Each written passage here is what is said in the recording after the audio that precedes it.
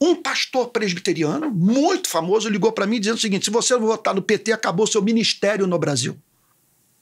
Acabar o ministério significa que você não vai ter espaço para congresso, não vai vender livros, nada. Você não vai ser mais chamado para nada nesse país. O protestantismo brasileiro está vivendo o maior racha de toda a sua história. Famílias foram destruídas.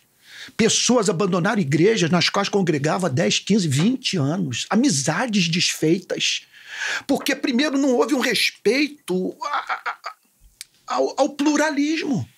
Como que você vai esperar unanimidade em economia política dentro de uma igreja, de uma instituição? Como você pode esperar isso de uma igreja? Então, houve uma falta de respeito.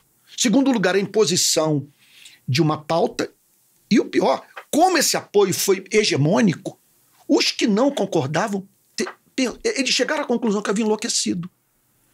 As pessoas mandavam mensagem para mim dizendo: Antônio, obrigado por você ter se posicionado, porque eu cheguei às raias de acreditar que eu havia enlouquecido, porque ao ver o meu pastor, os meus amigos, pessoas que são muito caras para mim, fechando com essa aliança, eu pensei, eu enlouqueci. Paradigma de sanidade. Você se tornou um paradigma de sanidade para muita gente. Pois é, não tive condição. Eu falei, eu vou falar, vou pro vinagre, usando aqui o regime. Eu falei, eu vou pro vinagre, porque o que acontece? Eu tenho que falar, porque é minha fé, eu tenho que sair em defesa da minha fé. E outra coisa, causando um escândalo do lado de fora da igreja.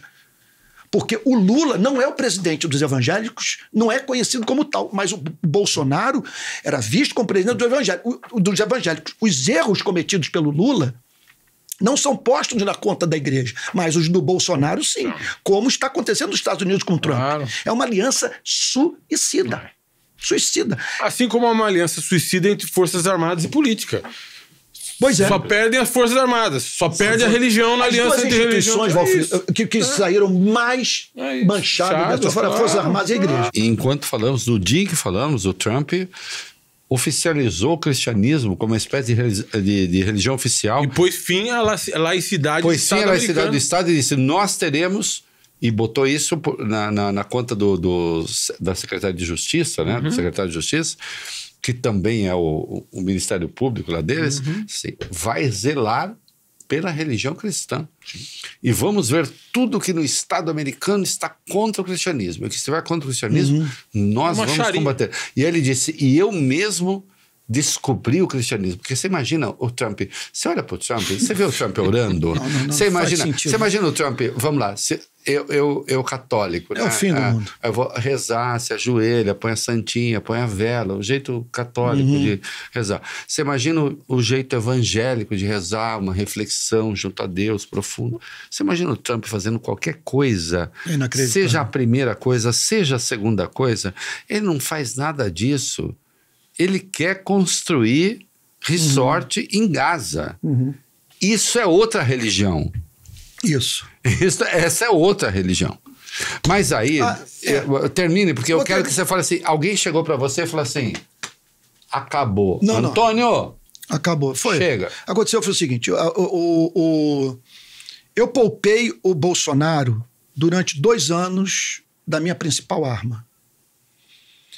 A minha principal arma não é a que você tem, né? Que você, meu Deus. Qual é a minha principal? Gente, além da minha beleza, minha elegância, do meu fala, o seu programa. Vai, Antônio Carlos. Você é um dos mais brilhantes, e isso aqui é elogio. Porque quando você fala que alguém é um bom retórico, fica parecendo que você está falando que o cara é um cascateiro. Não, eu não estou falando disso. Poucas pessoas se expressam com tanta clareza quanto esse senhor e de forma tão bela. Você sabe disso? Obrigado. Nós conversamos há muito tempo. Teve um dia que nós dois terminamos uma conversa, nós dois estávamos chorando ao telefone. Sim, eu liguei para você depois da eleição. Foi uma conversa linda que nós tivemos. Chorei muito. Era um choro demasiadamente humano. Chorei muito. Diante daquilo que estávamos vendo. Sim. Né? Não, você é um homem brilhante, você sabe disso, e justo. Reinaldo, o que aconteceu, que eu poupei o Bolsonaro durante um bom tempo para não tornar minha relação com a igreja mais difícil que já era, da minha principal arma, que não é nem o púlpito. Embora o púlpito seja fundamental, os livros, as entrevistas, mas as manifestações.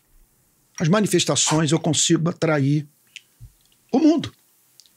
A coisa vai bater na França, na Inglaterra, nos Estados Unidos, vai para tudo que é lugar. Nós já recebemos telefonema da CNN dizendo, olha, nós queremos chamá-los para uma live porque a manifestação de vocês está no planeta. Das manifestações Rio de Paz. Isso. Criticando e denunciando as violências e os ataques do Rio de Sangue. Isso. Aí, quando eu vi o tratamento que o Bolsonaro... Eu recebi uma mensagem da liderança da igreja. Isso, hein? Na Covid. Não. No primeiro ano do mandato do Bolsonaro. 2019. Não faça manifestação contra ele, dê chance para ele acertar.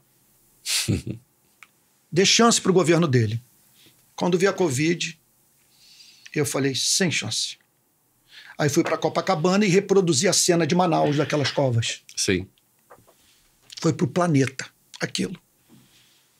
Aí fiz uma outra manifestação. Conforme as mortes cresceram 1.000, 200 mil, 300 mil, e a imprensa toda, as agências internacionais de notícia e tal.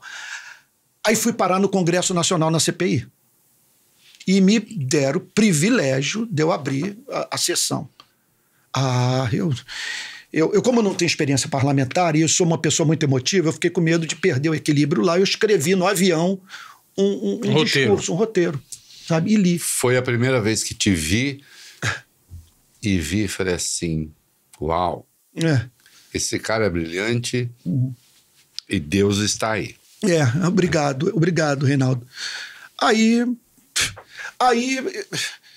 a coisa afundou mais. O mundo desabou na sua cabeça. Os líderes todos, uma grande parte da liderança, as pessoas dizendo que eu era vermelho e tal, e comunista, e que a igreja perdeu um evangelista, que eu havia me tornado um radical e tal.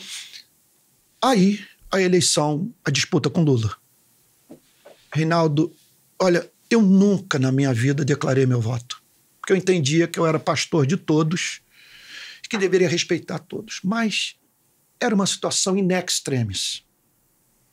E eu não era mais pastor, porque eu tive que pedir exoneração da igreja. Eu tive que pedir para sair da minha igreja local. Porque o meu primeiro passo para sair da igreja presbiteriana foi sair da igreja local.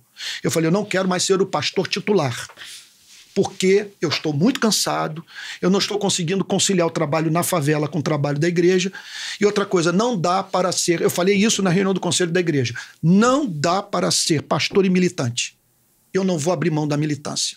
Deus me chamou para denunciar essas injustiças e eu tenho um canhão.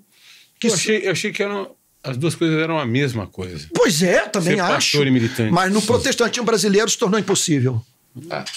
Mas o problema não é falar sobre política. O problema é bater na extrema-direita. O problema meu não foi ter falado sobre e me envolvido com questões políticas. O problema foi eu ter defendido pautas que são consideradas de esquerda e ter batido no candidato de Deus. Quando eu olhei para o Lula sai, né, da prisão, eu me lembro que no primeiro discurso dele, quando ele saiu da prisão, ele deu uma entrevista coletiva. Sabe quando você sintoniza numa rádio e você diz, agora sim, sintonizei, encontrei o dial. Falei, calma aí, eu voltei a ouvir alguma coisa que faz sentido. Aí eu falei, mas não vou me envolver, não vou declarar o meu voto. Mas diante, não quero ser piegas. Do amor pela República, o destino da República está em jogo. E do meu amor pelo Evangelho. Eu falei, pela primeira vez na vida, eu vou declarar o meu voto.